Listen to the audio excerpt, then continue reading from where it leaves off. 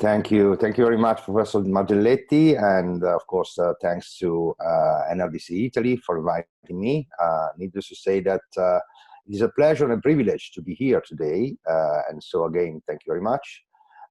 So some of the themes that I will discuss today in my presentation have already been mentioned in particular by General Farina and Prof E, meaning stability, the need of the governance institutions, and especially demography, so the youth bulge. So I will try to do my best to build upon those ideas and to offer you some insights of what it is actually going on today in the MENA region. I mean, what I think we should keep in mind for whenever we approach that region. So I will share my screen because I have a short presentation. Let me see. Hope you can see my screen. Just tell me if not. So I'm a political scientist, and therefore my presentation is about politics in the Middle East and North Africa, and more particularly about political development, and about how political development may be important in one of the most conflictual regions in the world.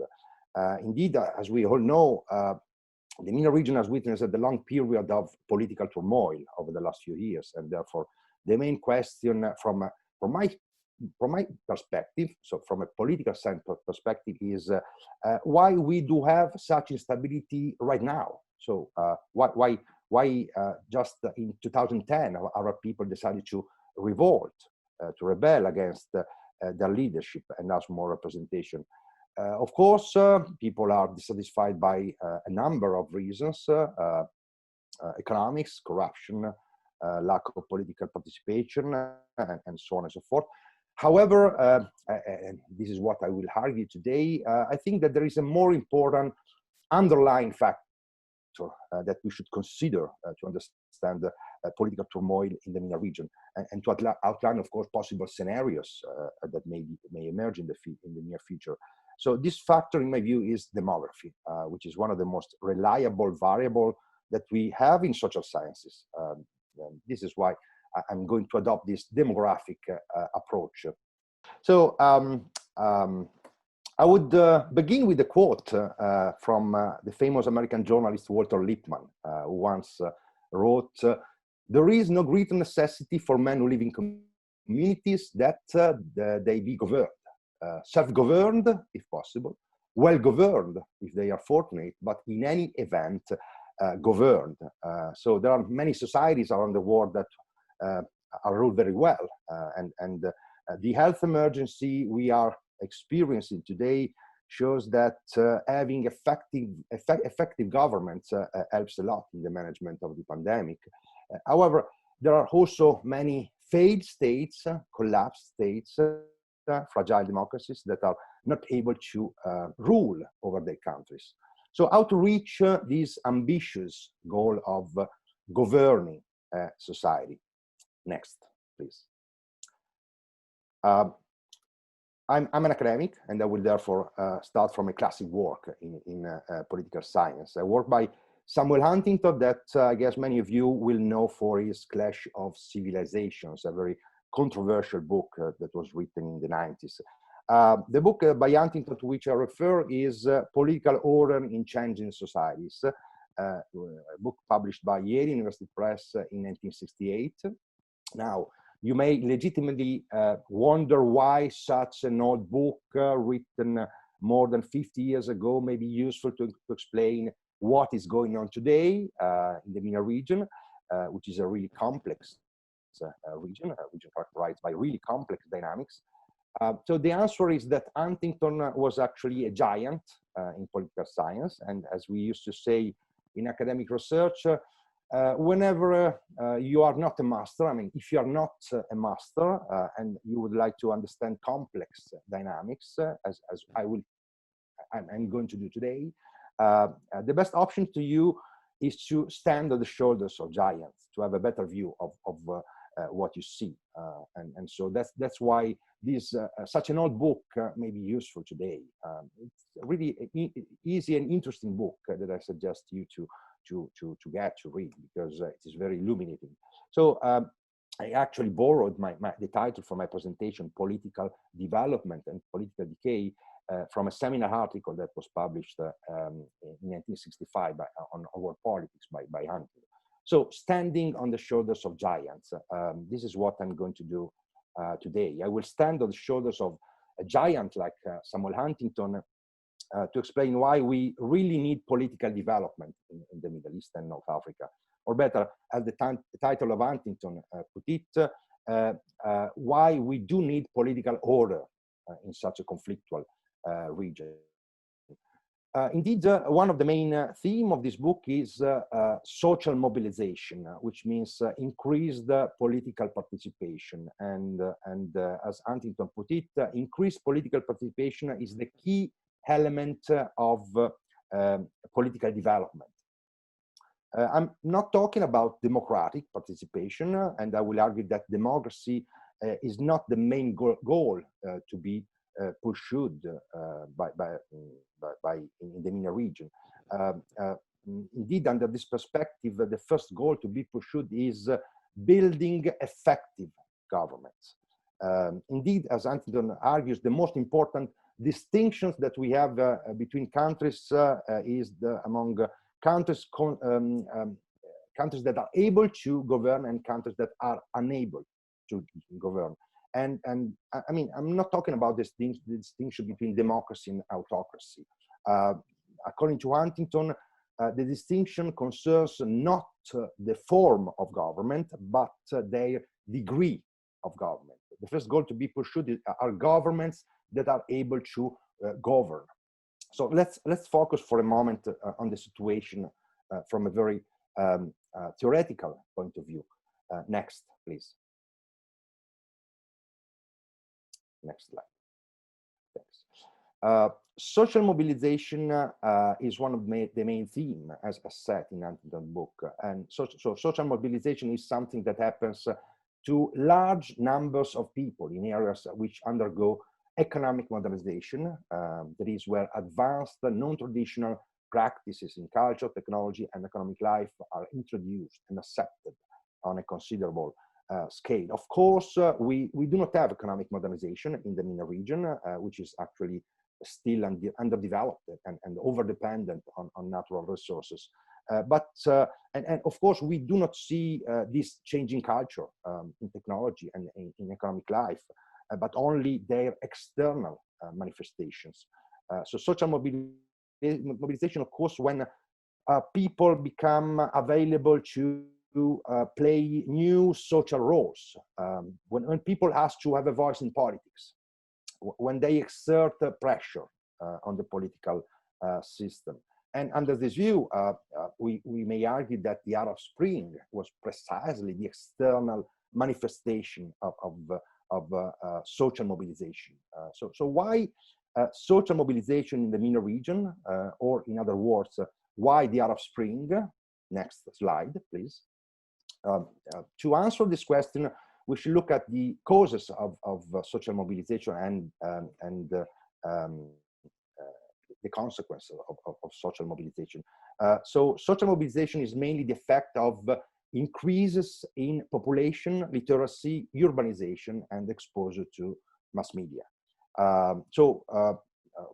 As we are going to see in a minute, this is what happened in the MENA region. About the consequences, about the causes, I think that the consequences of social mobilization are far more important and interesting.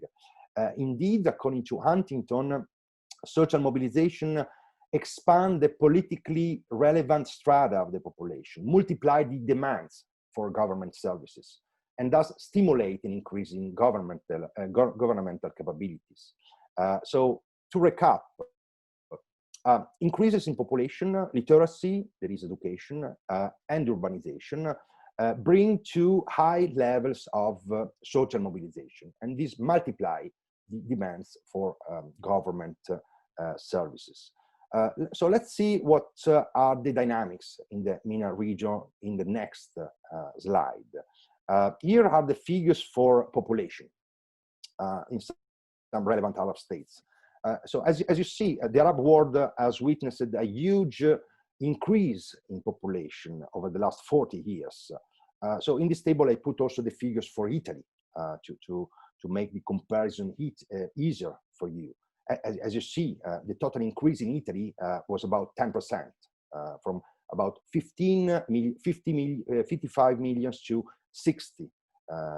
61 million in 2015. For Arab states, I guess the figures are shocking. Algeria has more than doubled its population in 40 years, from 1975 to 2015. And the same is for Egypt. Look at Egypt. We shifted from 38 millions to 92 millions Egyptians in 40 years. So we have 50 millions more Egyptians than 40 years ago. And in Iraq today, the population is more than 3 times than 40 years ago. And of course, we have this huge increase also in Jordan and in Yemen. So really high percentages. So a huge demographic boom in the MENA region in the last 40 years. Let's see what are the figures for urbanization in the next slide. Here are the figures for urbanization in the same state. This table tells us that not only the population has grown, but urban population has increased as well. And also in this case, we have really shocking figures. If only about 7 million Algerians lived in cities in 1975, now they are almost 30 millions on a population that is about 40 millions. And similar figures can be found in Libya. Look at Libya, 1.6 million people living in cities in 1975, and now 5 million. And of course, Egypt, which also experienced this huge increase. The most shocking data is for Yemen, I guess. We shifted from 1 people to 9, from 1 million people living in cities 40 years ago to 9 million today. So also in this case, I put the figures for Italy, which actually had the larger part of the urban population in 1975. So the increase anyway was marked. So a huge demographic boom with many people settling in cities. So let's shift to education in the next slide. Education is the other relevant variable for social mobilization. Here are the figures for higher education. The indicator here is a gross enrollment ratio, which is the ratio of total enrollment in the tertiary level of education. So many countries have a young, educated population. 60% of Libyans have achieved a secondary education. 40% of Syrians and 35% of Egypt. Again, those numbers should be considered with reference to the total population, which is high in Algeria and really high in Egypt. So 35% of 92 millions. It's a lot of people that have increased a kind of education. But the most shocking data, in my opinion, are those in the last table that I'm showing you today in the next slide. This slide is about youth, is about younger population. That is population between the ages 0 and 14. So very young boys and girls. I also put the share on the total population just to understand which percentage of the total population is young. We have about 13 million Algerians, 15 million Iraqis, and most importantly, 33 million Egyptians that are really young today. And that's why I like demography. I believe demography to be one of the most reliable data and variable to predict what we are going to have in the future. In about 10 to 15 years, all those young people will grow up and they will enroll in high schools, if not in universities. They will look for a job and for a social position, for a wage. And this may be a great source of social mobilization and source of pressure for political institutions in the Arab states. So the next 3 slide. minutes, Professor Castelli. Yes. Okay. So I will go very quickly here because I already have the chance to focus on those issues on a research project that was actually funded by NATO, Allied Command Transformation. This project is about predict projections and relevant effects of demographic implication changes and trends. The next slide, back to Huntington. So basically, what Huntington argued in 1968 is that in order to have political stability, social mobilization should be managed by flexible, adaptable, autonomous, and complex political institutions. And this means that political participation is challenged into the political system. In lack of those institutional features, you do not have political development, but political decay.